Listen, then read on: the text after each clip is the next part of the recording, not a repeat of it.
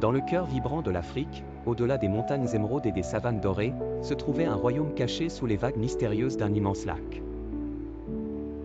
Ce royaume était régi par la reine des eaux, Yara, une souveraine d'une beauté envoûtante et d'une sagesse infinie. Yara avait le pouvoir de parler aux poissons, de commander au courant, et de tordre les marées à sa guise. Ses sujets, les esprits aquatiques, l'adoraient et lui obéissaient sans faille.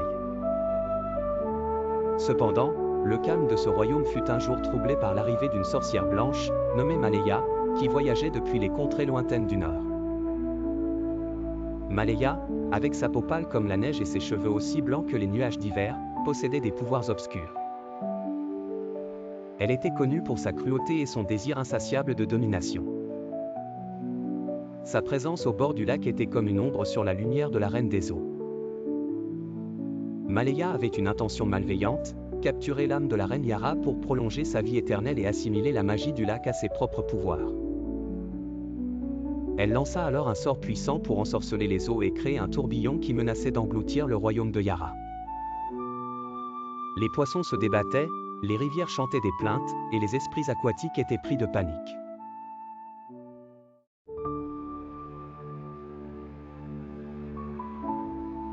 Sereine, Yara sortit de son palais sous-marin, sa couronne de corail scintillant dans la lumière du crépuscule. Elle confronta Maleya au bord du lac, où les vagues déchaînées se brisaient contre les rochers. Un duel magique s'engagea alors entre la reine des eaux et la sorcière blanche.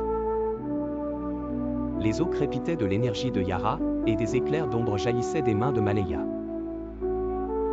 Yara, avec son calme légendaire, chanta une mélodie ancienne, une incantation que seuls les plus sages des ancêtres connaissaient. Les paroles de la chanson étaient un appel aux esprits des ancêtres de l'eau, une supplication pour une aide divine. Tandis que les mots flottaient dans l'air, les esprits des rivières et des lacs se matérialisèrent, leurs yeux brillants de sagesse ancienne. Maleya, horrifiée, se rendit compte que la puissance des ancêtres était au-delà de tout ce qu'elle avait imaginé. Elle tenta de résister, mais les esprits, unis par la chanson de Yara, formèrent un tourbillon d'eau sacrée autour d'elle. La sorcière blanche hurla de rage alors que les vagues l'engloutissaient peu à peu, jusqu'à ce que seule une mousse blanchâtre reste à la surface du lac.